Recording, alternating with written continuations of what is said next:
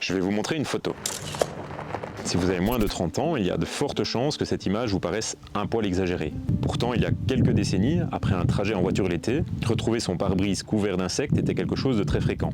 Alors pourquoi est-ce que leur raréfaction ne nous choque pas davantage? Eh bien, il existe un concept assez intéressant pour comprendre ça. C'est ce qu'on appelle le syndrome de référence changeante, Shifting Baseline Syndrome, ou amnésie environnementale. Le terme a été proposé en 1995 par le biologiste Daniel Pauly, qui travaillait sur les stocks de poissons.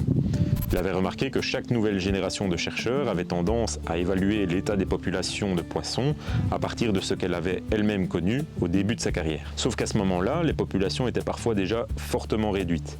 La génération suivante arrivait donc dans un milieu encore plus pauvre et prenait à son tour cet état comme référence. On fait probablement la même chose avec les paysages qui nous entourent. Si vous avez connu une rivière avec peu de poissons, pour vous, c'est une rivière normale.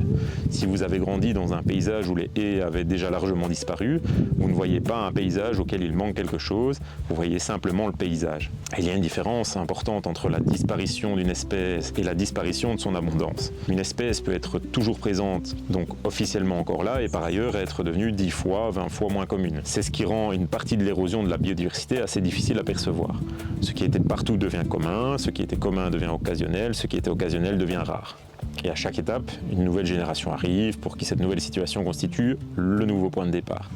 On peut alors se réjouir du retour de quelques poissons dans une rivière sans savoir ce qu'elle abritait autrefois énormément. À force de perdre la mémoire du vivant, on risque aussi de devenir moins ambitieux dans ce qu'on cherche à restaurer, retrouver. Alors quand quelqu'un de 70 ans raconte qu'il y avait davantage d'oiseaux, de poissons, d'insectes lorsqu'il était enfant, ça ne constitue évidemment pas une preuve scientifique. La mémoire peut nous tromper, mais les données historiques, les suivis naturalistes, les collections qu'on retrouve dans les musées, les photographies anciennes, certains récits peuvent justement nous aider à reconstruire ces références perdues.